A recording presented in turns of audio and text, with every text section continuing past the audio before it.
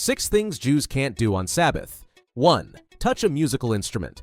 There's a broad category of taboo items on Sabbath. They're collectively known as muktzah. Anything fragile is muktzah. This applies to all musical instruments and things like cameras. Not only is their use banned, but even touching them is a sin. 2. Push any buttons. Anything electrical must be avoided on Sabbath. This stems from the prohibition on lighting sparks. For centuries, Jews simply stayed away from fire. But the arrival of electrical appliances made things difficult. Using them is okay, but turning them on is not. Thus, elevators in Israel are automated on Saturday.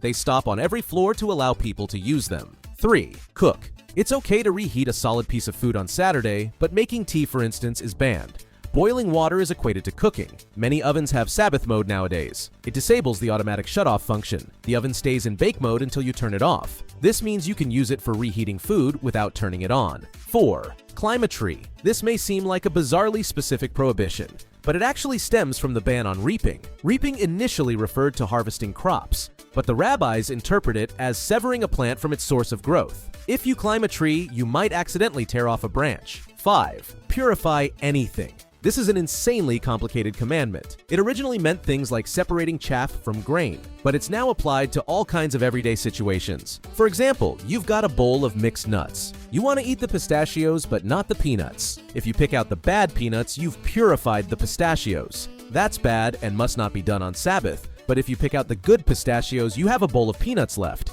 That's allowed, as you have not purified them. 6. Carry anything. Jewish law prohibits transferring between domains. It's a very complicated system, but its most obvious result is simple. You can't take anything out of your house on Sabbath. Throwing it out the window is also not allowed. The sin only occurs once you stop walking, though.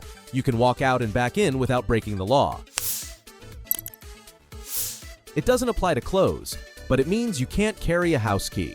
Jews often attach the key to their clothes before Sabbath. In that case, it's not considered a separate item.